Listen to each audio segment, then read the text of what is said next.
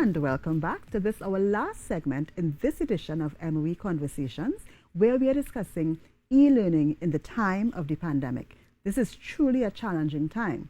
And I think one of the most challenging areas of this time has been with our teachers. And so we are glad to be joined by 3 teachers in our last segment, and they are going to be sharing a bit of their experience e-learning in the pandemic. I'm going to ask them to introduce themselves. Hi everyone, I'm Hazra Baksh from Barapa Astra Primary School. All right. I'm Keith Laban from Trinity College East and Bishop Anstey High School East. Right. Hi, I'm Stacey-Ann Daniel-Cordice, Administrative Teacher of La Puerta Government ECCE Center, Cleopatra Romilly ECCE, as well as Pitti Valley Government ECCE Center. All right, so we have a nice mix. We have primary school, we have secondary school, we have ECCE. So we are going to start with Hazra. Could you tell us a little bit about what has this shift been? You know, it was a sudden closure where we could no longer have face-to-face classes. How has that been for you, Hazra, at your level? 2 priorities came immediate to me. One was reassuring my parents and my students, making sure, letting them know education will continue. We will still be working together in a partnership for the betterment of our students. I also realized that immediately I had to work on upgrading my skills. As a teacher, yes, I'm qualified, yes, I'm trained, but I needed to improve my IT skills. I worked on that actively, and it helped me tremendously. Okay, and Keith, how has this shift to home-based learning been for you? Well, for me, I've always used ICT in education tools. I've been using e-learning platforms for many years. So for me, the transition was a little smooth, but because of the pandemic, accessibility, I would say, is the main word, because now that students are at home and I'm not being able to interact with them in the classroom, we are more like being online all the time. So me being more accessible to them via some of these learning platforms, especially with the synchronous platforms. So that was one of the main changes for me. For you. Yeah. So Hazra said the whole issue of upskilling, and you are saying the accessibility to students now. What about you? How has it been? My experience has been positive. I cannot say and emphasize more that the collaboration that we have with parents, that has made this transition a bit easier than last term.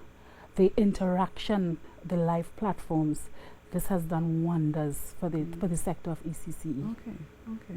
All right. So you're saying then that your first try at this would have been a little bit more difficult, but now, because you've been in it a little longer, it's been a lot easier. I think the online platform, the interaction between the children and the teachers and the staff has played a big role in encouraging the children and the parents to collaborate with us at this level. Okay. So what's the biggest change in being face-to-face with your students and being online with your students? What's the biggest change that you have experienced, Hazra? As a teacher in the classroom, you make connections with your students through personal interaction, face-to-face interaction, and these are connections with the students as well as your parents. With the shift to remote teaching, online work, you have to ensure that this connection still exists. You have to actively work towards it. So last term it was strengthening the connections that already existed, but using new technology, the WhatsApp phone calls, video calls, and I experimented with Seesaw last term. And that absolutely helped my students. This term, it's a new class. I teach infant class, so it's 6-year-olds. And you have to strive to make a sense of community with our students. The singing of the songs, the group activities, to build that comfort that our young students would need to feel as if they're in a classroom. So that connection, though not face-to-face, is critical. It's critical for you to go forward. What about you, Keith? What is the biggest challenge not being face-to-face? Well, one of the main challenges would be really, you're not there with the students, so actual physical interaction. But now with the shift to virtual interaction, a lot of teachers, myself included, we don't really, we sometimes ask the students if they like, they could turn on their webcams if they like, because sometimes the nature of the situation at home doesn't lend towards having on your webcam all the time, because the home situation, you might have stuff going on at home and be distracting to the teacher. So not always would you have the webcams on. So sometimes, for me in particular, I am always glad to have a few of my students on and, you know, actually looking at their face, because you could imagine being on Zoom and all you're seeing is just pictures of the avatars and you're teaching to a quiet room, especially when you have it on mute. So as a teacher, you know, sometimes teachers feed off the interaction from students. And without that interaction, it's a little more difficult, but I normally would encourage certain students to come on, and so I will see them and I will see their reactions. But it's really just getting comfortable with using ICT tools and actually being able to have a similar, as close as experience as you could have through a virtual medium. Wow. Speaking to an empty, you know, in the face-to-face, you want the class to be quiet. Well, I guess in the online, that has a different kind of feel when there's no one there. And it's emptiness. Emptiness. What about you? How has it been? What's one of the greatest challenges not being face-to-face? ECCE is that level of ECCE, that warmth that we would met out to the 3 and 4 and 5-year-old children in our care. You know, that time for them to interact with their friends. ECCE is very big on observation of children at this age, to see their progress, and that personal interaction is missing because we cannot do the observation that we will really do on a face-to-face level, you know, looking at them to see where we can meet their needs. And that is the biggest challenge that we have, not having them physically with us to do that observation and that recording of that observation. So observing children, making connections, you know, being able to feed off the energy of your class. All of these are things that teachers are now grappling with as they deal with this online learning. So we know that we have just about 90% of our students online now, but there are students who are not online for various reasons. Sometimes it's devices, it's connectivity, and so some of our students have to be engaged with in a different way. Do you have that experience, and how has that been, you know, dealing with a class where you have students who are online, or some may not be online, or even if you may not have it in your particular class, I'm sure you have colleagues who would be grappling with that difference. How has that been, dealing with students who are online and especially those who are not online? How are we dealing with that? In my situation, it's a very small number of students who are not online. I am actively working with stakeholders in the community who are quite willing to help provide devices, very generously helping. I think it's imperative to make sure that all of my students come on board with being online. The gains that I'm going to achieve with online exposure, the literacy levels that will improve, the exposure that they will have. I cannot afford to have students way behind the others, and the parents are receptive, right? So I want to thank all my stakeholders who want to contribute, who are willing to contribute in that manner. Yeah, and I want to join you in thanking, because the ministry has launched their Doctor School program, and I can tell you that we have just about 13,000 pledges of devices. Donors are coming forward, and well, you would have experienced for yourself the shortage that we would have had.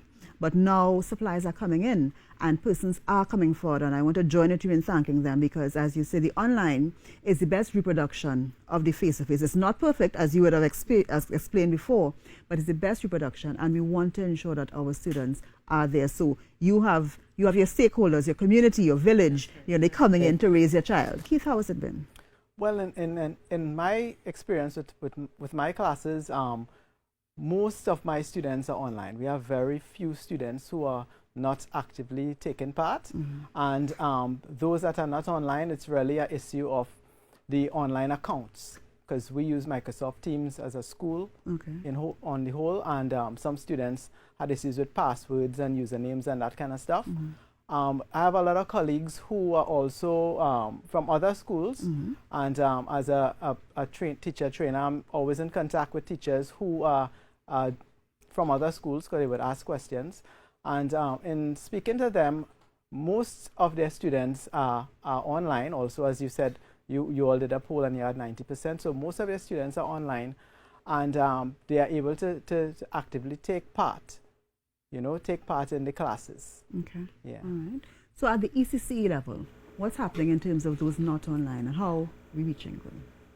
Because ECCE is a little different in terms of the screen time, where we have an hour maximum broken up into blocks of screen time, on-screen time, and working in conjunction with the activity pack, the ECCE activity pack. It works fine because during orientation of parents, I asked for a pledge of at least one day to come online to at least be a part of circle time, let your child be a part of circle time. And the parents did give me that pledge, and I can honestly say it's really heartwarming because they have gone on to 2 days, 3 days, even if they have to put data. You know, I pledged for one and I'm getting more. Parents meet me on Facebook to send me pictures of the children's activities because they don't have the wherewithal to get on to the Microsoft Teams, is what we use. They don't have the wherewithal to get on during the day, but they meet me on Facebook if they don't have WhatsApp and send me pictures to send to teachers of the activities that are being done. So I know that it is being done. It's just the connectivity and, you know, the device is supposed to be a challenge, especially where parents have multiple children and they place the emphasis on the older children than the ECCE children. That's the challenge that we are facing, but it's working. So in cases where children can't be online, you're seeing there are people willing to help, there are parents who are making alternative arrangements, and there are teachers who are actually working outside of usual time to assist in this particular time, which brings me to the question of work-life balance. It's one thing to be working at school and then you come home to rest and relax and regroup. But when home becomes your workspace, how is that for teachers? How is that working out for you? It has been a challenge. Absolutely, it has been a challenge. Both my workspace and my home space are now merged. Family life, everything is surrounding now the school, what you're doing online. My husband is a teacher and we're both teaching next to each other in the same room, and we both have to tell each other, you know, drop the voices a little bit. But it's working. We're doing the best that we can. I'm hoping with changes, recent changes, things will improve. But yes, it is a challenge. It is. It has been. It's definitely a challenge because, you know, when you have in a class, you need to ensure that the background is quiet and no one is doing anything noisy, that kind of stuff. But I would like to stress the importance of asynchronous work. You know, because we have teachers coming on synchronously, and in my school, they advocate that at least once per week per class, you know, going on synchronously. But the value in online learning, I think there's a big value in asynchronous work, because even if students may have connectivity there, they may not have enough devices, and if all teachers are live at the same time, you know, there will definitely be challenges, being a bandwidth issues, device issues, none able to come on at the same time. But if a teacher could use a learning management platform and post up some work asynchronously, so a student now could go on in the evening time when their small brother is offline, and they could now go and look at the video and do the work and post it up. I think a lot of value in that, you know, because in fact, most e-learning platforms, and when you do if you do a degree online and all that, most of it is asynchronous, you know, because you could have video being recorded and looking at it and that kind of stuff. In terms of the pledge that I asked the parents to make to us as ECCE teachers, I have pledged back to them to meet them at their juncture. There are parents who work and come home in the night and can only do the activities with their children at night time. So we made allowances that the parents will post us any hour of the night. We accept it, and we will post the emails and stuff the following day. But if we are to ask for that partnership, we have to do our best to meet halfway, because we understand the dynamics that we are dealing with at this point in time. So parents would message pictures, videos, 10 o'clock in the night, and I will be up because I'll be on my laptop doing some work, and I'll be, thank you, mommy, you know, and give them some advice, some feedback one time, you know, to try this way, try something alternative. But I am meeting them halfway. Once they are willing to meet me halfway, I will go the distance and meet them halfway. So your work-life balance naturally is affected definitely. by what's happening. And I would imagine that you have to put some structure in place to make sure they have some home life. Definitely, some downtime. So let me ask this question, because a lot of parents interpret teaching as only synchronous time, only screen time. And maybe there are some teachers as well who only feel that they are actually teaching when they're on screen. And so from the ministry side, what we have noticed and seen, and we did some feedback, is there are a lot of teachers who are feeling very burnt out because they're spending a lot of time on the screen, and the children are also feeling very burnt out. There's a lot of time on the screen, which actually isn't what is recommended from the ministry side, but we understand that a lot of teachers want to do their best for the children, and many parents too are looking at that and saying, but Miss is not on screen, the child not learning anything, you know. And you hinted up to it when you spoke about the asynchronous learning. I want you to give us just a little idea of some of those challenges that you have. How do you manage your screen time and your asynchronous time? And, you know, how does that mix, you think, give you the best balance for you as a teacher to not be burnt out, for the students to not be burnt out, and for them to get the actual learning? How do you mix your synchronous and asynchronous time? I've been having the prescribed synchronous classes through Zoom, and that has been challenging for some of the students and parents because some of the parents have to work. They have other children that they need to supervise, older children that they choose to do the work with and leave the younger ones. So the parents are not actually there to witness the Zoom classes, and just the students are there to participate. So all the explanation and the role playing that you're doing to show the students, they may not remember to explain to the parents. So what I've been doing is pre-recording mini lessons, explaining exactly what it is to be done, how it's to be done, and uploading it into CISO, the platform that I'm using. So the students and parents can see the videos and reproduce the activity that I expect, that I've designed for them. So it gives the parent a great bit of support. Okay. So that is using a synchronous means of sharing it, but asynchronously. Okay. Yeah. And how is that helping you in terms of your screen time? I'm spending a lot of time at night preparing those pre-recorded videos. So it's a lot of preparation to do that, but I think the parents need that support. Okay.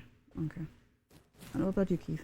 Yes, well, we at our school we have a prescribed amount of at least one session per week per class. Okay, and besides that, well, we could go on synchronously if we like, or we could go on asynchronously.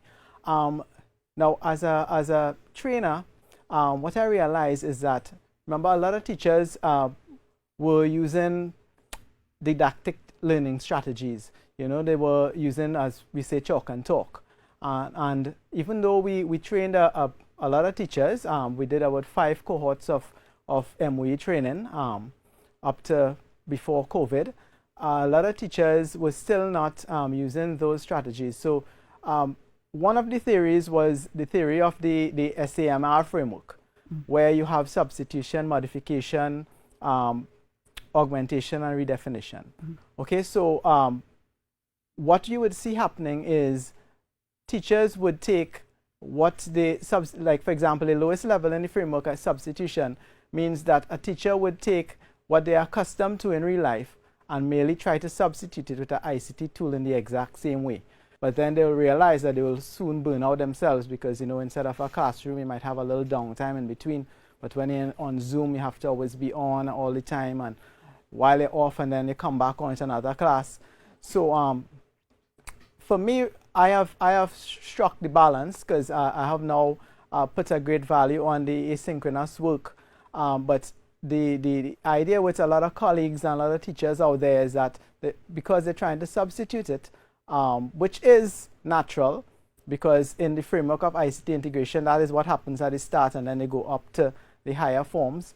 So so what I would say is that teachers would just have to be encouraged, you know, to move from that frame that they're accustomed to be able to know that, okay, you could prepare stuff like packages, you could record a video and you could have it posted up there without having to go online. It will take a little more planning, but it will lead to a lot less burnout as the times go on. And Charlotte, how do you balance that asynchronous and synchronous time? All right. We subscribe to the remote learning schedule that the ECCE curriculum division has outlined for us. what we decided to do as a staff is that we decided to engage the children 2 days out of the 5 days in the actual online activity as described with the activity pack. So we gave the parents ideas of how to conduct an activity with the children.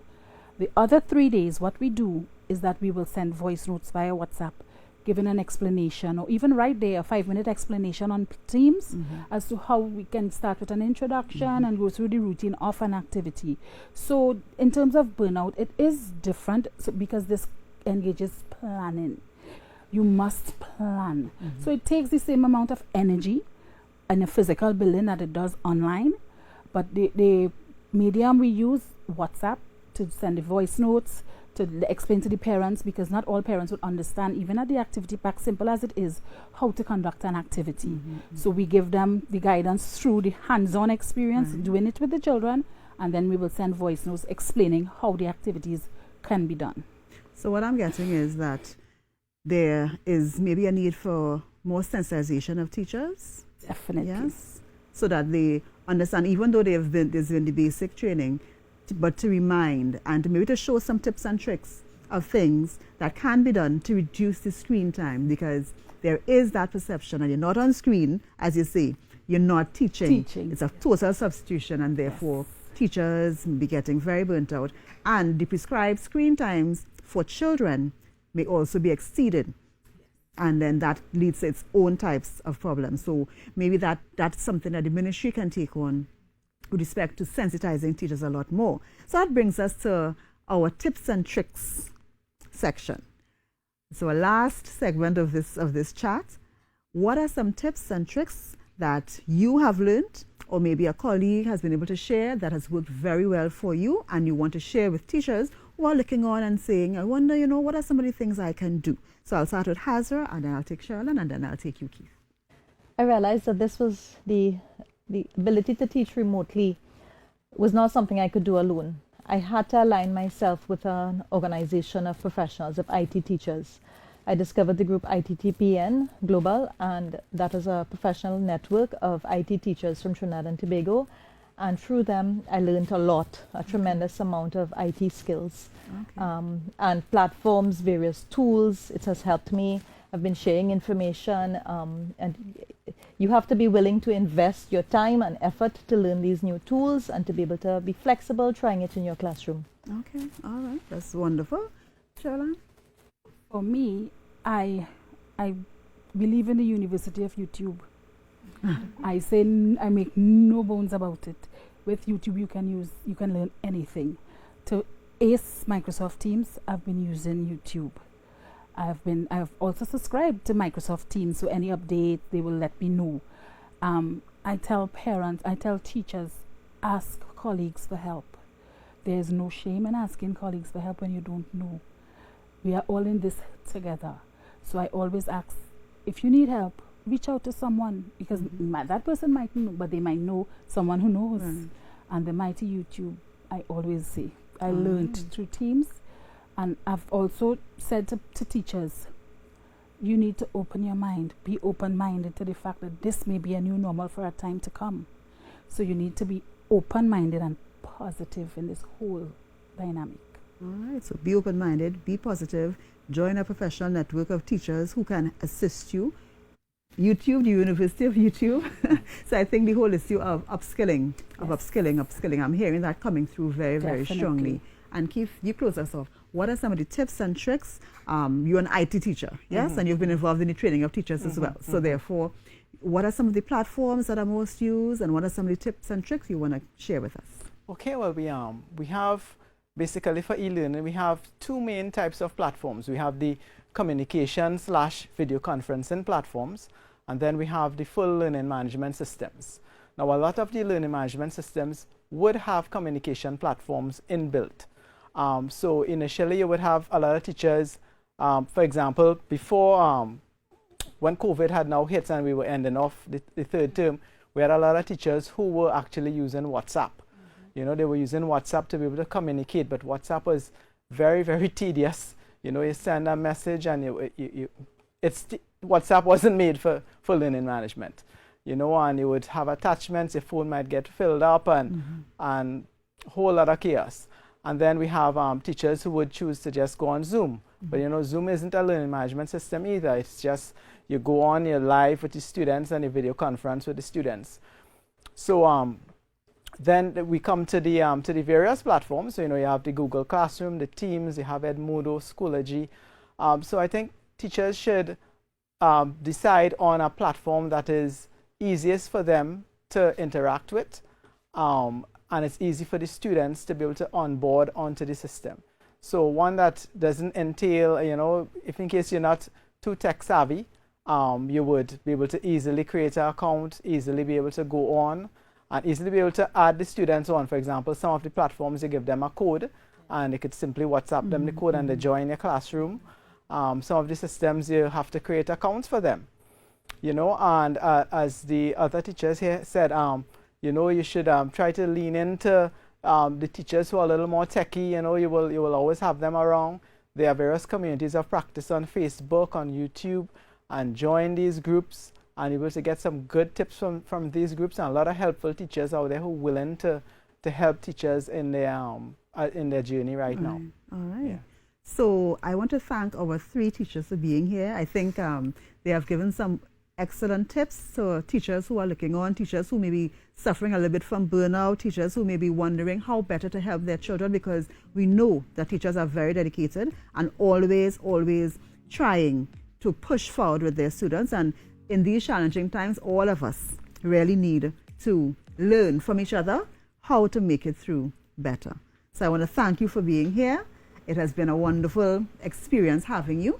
And we have just come to the end of our edition of MOE Conversations, where we discussed e-learning in the pandemic. We looked at the teacher aspect, we looked at the aspect from students, and we also looked at how it is for parents. I want to thank you for being with us, for viewing this edition of MOE Conversations, as we all go through e-learning in a pandemic together, and as we all learn from each other the best ways to make it through these very challenging times. Thank you for viewing with us. Thank you for listening, and we look forward to another edition soon of MOE Conversations.